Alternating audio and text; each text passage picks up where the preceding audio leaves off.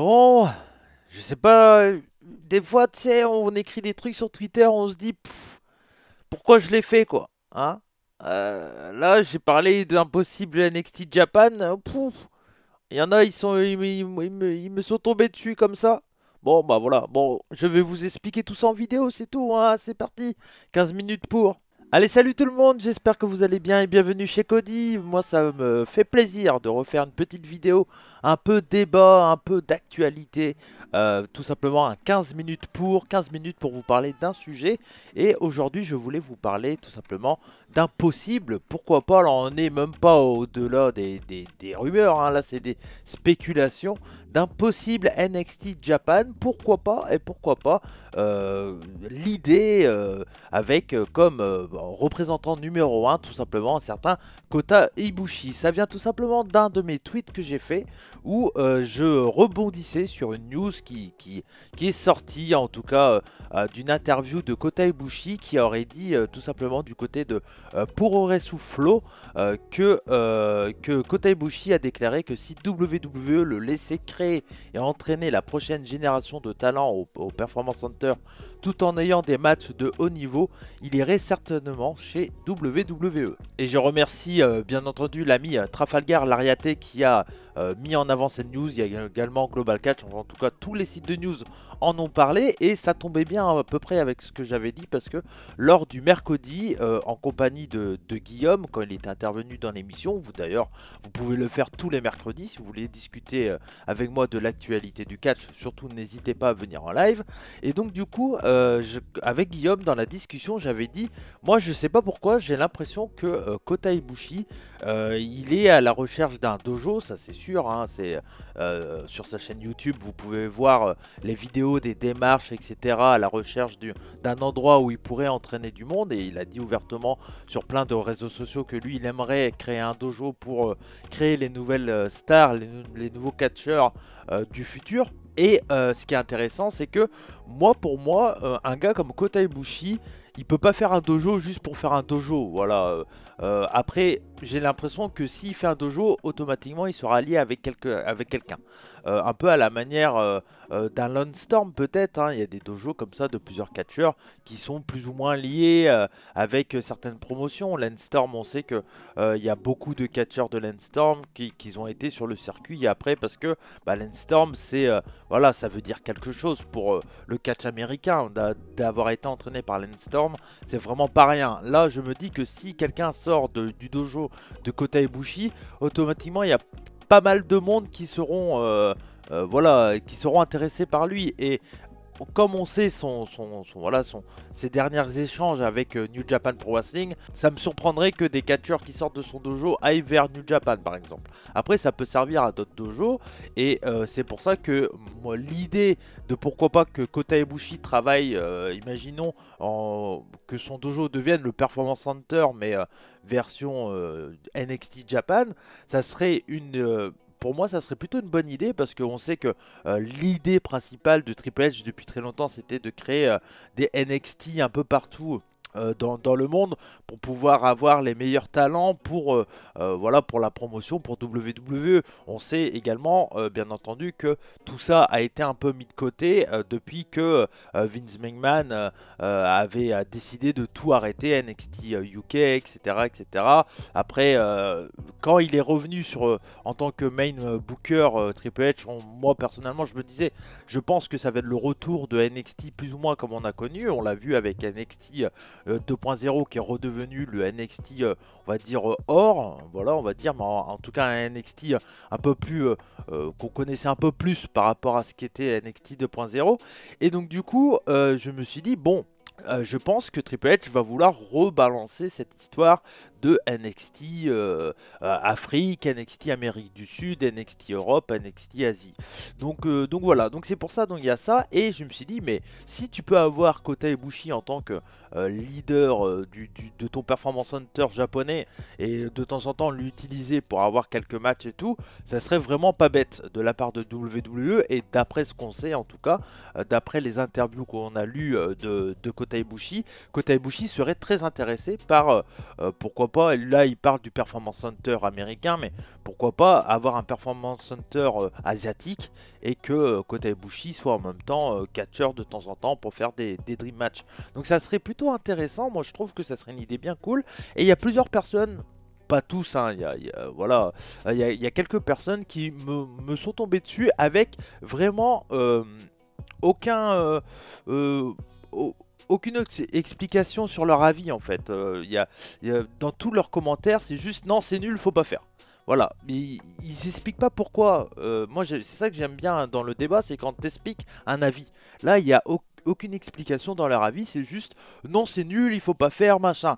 Et le problème de ça, c'est que ça va se prendre pour sûrement le défendeur du catch japonais. Je pense que si vous me connaissez bien et que vous êtes sur ma chaîne depuis longtemps, et ça se voit à mon t-shirt, je suis un grand défendeur du catch indépendant japonais. D'ailleurs, le catch indépendant japonais, il est pas, c'est pas non plus le plus regardé, parce que si tu te dis, voilà, si tu calcules bien dans ta tête, le catch indépendant au final c'est quoi? Parce que New Japan, ils ont une grosse boîte de production avec Stardom. Wrestle Universe, c'est pareil. DDT, Noah, tout ça. Donc, est-ce que c'est du catch indépendant? Je suis pas persuadé. C'est quoi le catch indépendant? All Japan, eux aussi, ils ont une boîte de production derrière qui suit Glade. Mais Glade, c'est pareil. Glade, c'est l'IDET. L'IDET, c'est un gros truc. Est-ce que c'est vraiment indépendant? Je ne sais pas.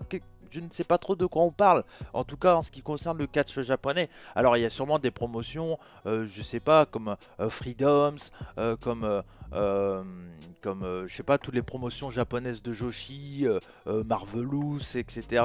Peut-être que ces promotions-là, on peut les considérer, ou encore Big Japan Pro Wrestling, ces promotions-là, on peut peut-être les considérer comme des promotions indépendantes. Et ça, je serais assez d'accord avec vous pour dire que oui, pour moi, le catch indépendant, ce n'est pas le catch indépendant japonais, ce n'est pas Noah, ce n'est pas etc. etc. C'est plutôt, comme je l'ai dit, Big Japan Pro Wrestling, Stardom, et, pas Stardom, mais Marvelous, Oz Academy, etc., etc. Donc voilà, donc il y a ça. Et du coup, moi j'ai eu ce tweet là où j'ai dit, mais si mon idée annoncée lors du dernier mercredi était le bon, par rapport au message, au tweet qu'on a su, enfin à l'interview de Kota Ibushi. Et là donc je vais vous lire les commentaires et je vais y répondre un par un. Parce que je pense que c'est plus facile pour moi déjà de le faire comme ça, et encore moins, bah voilà, surtout pas sur Twitter, parce que ça sert à rien. Donc voilà. Donc il y a, je vais, bon après c'est en public donc je vais les citer tout simplement, et puis encore une fois c'est plus une réponse comme ça pour continuer le débat, et c'est en aucun cas une réponse méchante qui veut juste blesser, hein. Moi vous le savez, je préfère répondre en vidéo parce que pour moi c'est plus simple. Donc on a tout simplement Vuko Lamouette qui dit totalement contre que NXT se lance au Japon.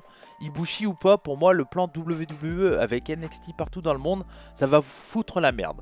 Alors, pour moi, je comprends pas cet avis. Il y a plein de gens, ils ont dit ouais, NXT UK a détruit le circuit anglais.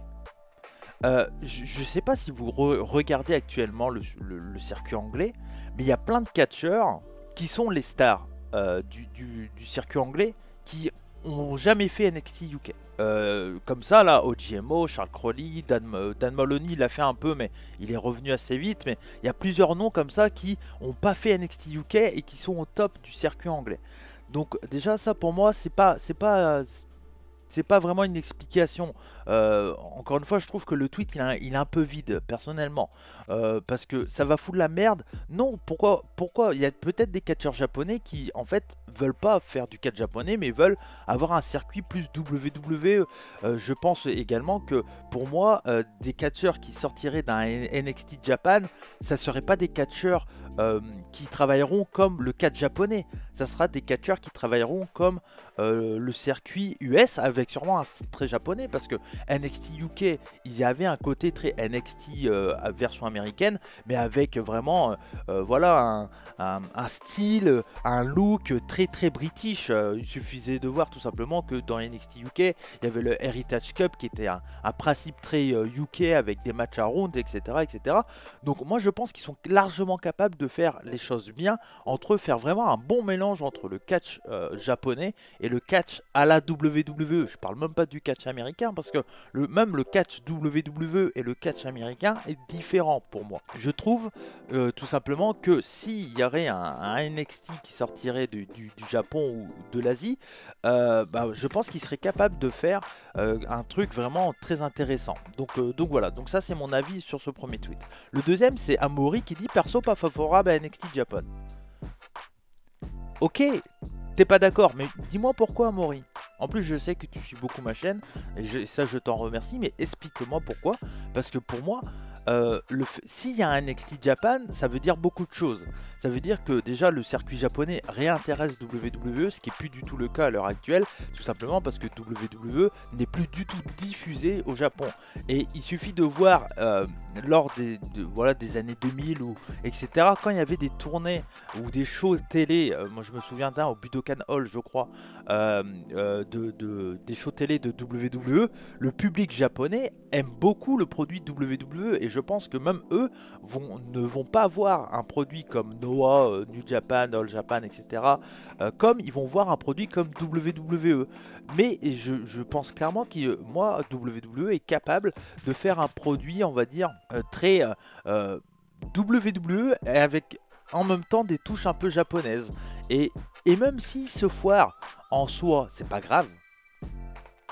Enfin, ça changera rien pour nous en tant que fans. Voilà. Donc moi c'est mon idée. C'est mon avis, hein, tout simplement. Il y a également Lokidor qui dit moi non plus, très mauvaise idée, surtout qu'ils n'ont rien fait des Japonais qui sont déjà passés. Ça c'est totalement faux mon ami Lokidor, parce que tout simplement ils ont fait déjà beaucoup de choses pour les Japonais. Shinsuke Nakamura, alors oui peut-être il a pas eu le titre principal de WWE et que actuellement on le voit plus, ou il est très peu booké. Mais il y a plein de raisons à ça, il n'y a pas que le fait d'un mauvais booking. Shinsuke Nakamura, il est allé aux États-Unis, je pense, pour plusieurs raisons. Déjà, il a une grosse carrière. Le mec, il a commencé dans les années 2000. Il a été la tête d'affiche de WWE de New Japan pendant un très long moment. Et je pense également qu'il avait envie de changer dans sa carrière. Sinon il serait resté au Japon tout simplement. Donc ça c'est une des raisons. Et la deuxième pour moi c'est que Shinsuke Nakamura était dirigé par quelqu'un qui connaissait couille au catch japonais, à savoir Vince McMahon. Là c'est différent à l'heure où je parle actuellement. C'est Triple H qui connaît parfaitement tout ce qui se passe autour. Et d'ailleurs on le voit avec tous les catcheurs qui reviennent. Donc voilà. Mais il sait pertinemment tout ce qui se passe autour, et je suis persuadé que s'il y a des catcheurs japonais reconnus qui arrivent chez WWE maintenant, ça serait clairement pas la même limonade que ce qu'on a connu avec Shinsuke Nakamura. Mais malgré ça, Shinsuke Nakamura, il a pas une carrière si dégueulasse chez WWE. Hein. Le mec, il a gagné le Royal Rumble, il a été champion chez NXT pendant très très longtemps. On le voit quand c'est Triple H qui gérait NXT. Un gars comme Shinsuke Nakamura, ça l'intéresse. Et derrière ça, voilà, le mec a gagné le Rumble, il a été champion par équipe je crois, il a été champion intercontinental, enfin il a quand même été utilisé. Après encore une fois pour moi c'est plus un booking, parce que Vince McMahon s'en battait les reins, que là actuellement Triple H il adore les catcheurs japonais. Il suffit de le voir avec Yoskai, avec Asuka, enfin voilà, il y a plein de catcheurs japonais. Kushida a été champion Cruiserweight quand il était du côté de chez NXT, et entre nous hein, j'adore Kushida, mais peut-être il aurait été champion NXT, mais j'ai quand même un peu de doute au point de vue gabarit, etc. Donc clairement il était à sa place. Je pense qu'il y a beaucoup de fans certains fans qui estiment que les mecs, parce qu'ils sont japonais, qu'ils ont une priorité sur d'autres et qu'ils doivent être bien bookés et tout ça. En fait ça dépend de ce que ton public principal cherche, et le public de WWE surtout à la période Vince McMahon, selon Vince, c'était pas du tout des catcheurs japonais comme que Triple H ramenait. Et c'était là qu'il y avait un problème, parce que Triple H ramenait des catcheurs et Vince McMahon les détruisait derrière. Là c'est totalement différent, on est sur une autre façon de penser, parce que Shawn Michaels au Performance Center va travailler les catcheurs japonais comme des catcheurs WWE. Il va les modéliser un peu à la version WWE tout en gardant l'âme des catcheurs. Et ça, je pense qu'ils le font très bien et on le verra avec des catcheurs comme Dragon Lee où on a vu entre autres Carmelo Hayes, etc., etc. Donc moi, je suis très confiant là-dessus et pour moi, c'est vraiment pas un problème. Donc voilà. Et le dernier commentaire, l'un des derniers commentaires, il y a Aguni qui a mis comment niquer l'indie japonais en une étape, mais c'est totalement faux. L'indie japonais, alors peut-être qu'il y aura des promotions qui vont crever à cause de ça, mais si tu parles de Big Japan Pro Wrestling qui est obligé de faire des crowdfunding à longueur de temps pour pouvoir vivre, qu'est-ce qui est mieux pour eux? Qui deviennent WWE du monde de WWE et que du coup la promotion va totalement changer, va être totalement différente et plus être la Big Japan Pro Wrestling, et donc du coup pour les propriétaires c'est quand même bien pour eux, parce que je pense que là si demain on leur dit vous êtes racheté par WWE, je pense que Big Japan Pro Wrestling fait partie des promotions qui seraient plutôt contents. Alors c'est sûr que au point de vue des fans, il y en a, ils vont gueuler, ils vont dire ouais, on a perdu notre Big Japan Pro Wrestling, c'est plus la même, etc. Big Japan Pro Wrestling, c'est très compliqué depuis quelques années, hein. Depuis le Covid, ils ont pas passé loin à chaque fois de la banqueroute pour des raisons financières et aussi parce que le produit, c'est pas très intéressant, le produit Big Japan Pro Wrestling. Et je pense à Big Japan Pro Wrestling parce que je sais quand il y avait des rumeurs, ça faisait partie des promotions avec All Japan, je crois, qui était en pourparlers avec WWE. Mais pour moi, ça va pas niquer au contraire, ça va donner à nouveau une envie pour peut-être certains catcheurs japonais de se lancer dans le catch en se disant je peux peut-être aller chez WWE pour faire mon rêve. Et puis si quelqu'un n'a pas envie, il y aura toujours des New Japan, des machins, des trucs. Et voilà, donc moi personnellement, je vois pas en quoi ça va niquer l'indie. Pour moi, ça n'a pas du tout niqué l'indie du côté de l'Europe. Si demain il y a NXT Europe, je pense que ça sera bien pour tout le monde, parce que tout le monde aura des objectifs. Même moi, je me dirais, et pourquoi pas un jour je vais commenter NXT Europe en tant que commentateur français. Donc voilà, donc il y aura plein. Pour moi, c'est plutôt une très bonne chose et ça donne de la motivation. Et un truc qu'il faut savoir, c'est que le catch se renouvelle constamment. Il y a des nouveaux catcheurs tous les jours, et plus il y a d'écoles, plus il y a de façons aussi d'arriver à ton rêve, que ça soit par la voie américaine NXT Japan ou par la version japonaise avec New Japan, le dojo de Noah, etc., etc. Donc moi personnellement, je vois pas en quoi, et là encore une fois dans ce tweet, il n'y a aucune explication de pourquoi ça niquerait le circuit japonais.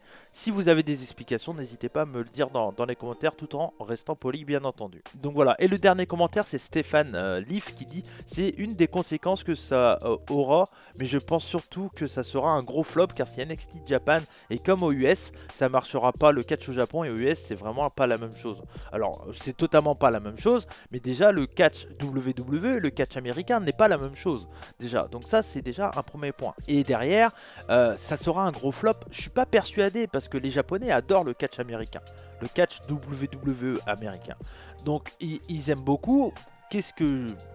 Pourquoi je vous dis ça? Parce qu'il suffit de voir, déjà il y a quand même quelques boutiques qui vendent des produits américains et elles sont encore en vie malgré qu'il y a eu le Covid et tout. Et clairement c'est pas les touristes qui ont acheté, parce que on pouvait pas y aller au Japon. Donc clairement c'est que si elles sont encore en vie, c'est que ça intéresse un peu de monde. Donc il y a ça, je pense à Tudokan ou quelque chose comme ça, qui vend pas que des produits américains, mais qui en vend aussi. Donc voilà. Donc je pense que ça peut intéresser. Et encore une fois, NXT Japan, s'il y aurait, encore une fois on parle de spéculation à NXT Japan, franchement pour moi ils vont pas faire NXT comme aux US. Ils vont faire du catch japonais avec des touches WWE. Et ça sera exactement comme ce qu'ils ont fait de NXT UK, où c'était un produit avec un style très européen, avec des stipulations très particulières, etc. etc. Mais par contre avec un style, un modelage pour préparer les catcheurs à aller dans le main roster WWE un peu plus tard. Donc voilà, donc c'était mes réponses, je sais pas ce que vous en pensez, n'hésitez pas à me le dire dans les commentaires, qu'est-ce que vous en avez pensé. Et puis voilà, on continue le débat et surtout du respect. Vous avez vu, je ne suis pas d'accord avec ces personnes là. actuellement, je ne sais pas pourquoi, parce que très peu de personnes m'ont expliqué vraiment une raison de pourquoi ils ne seraient pas d'accord d'un NXT Japan. Mais voilà, mais j'avais envie de faire cette vidéo, j'espère que cette vidéo vous a plu. N'hésitez pas à partager la vidéo, à parler dans les commentaires et surtout à vous respecter. Je vous en remercie, comme on dit chez moi, banzai, et surtout n'oubliez pas, soyez curieux. Ciao.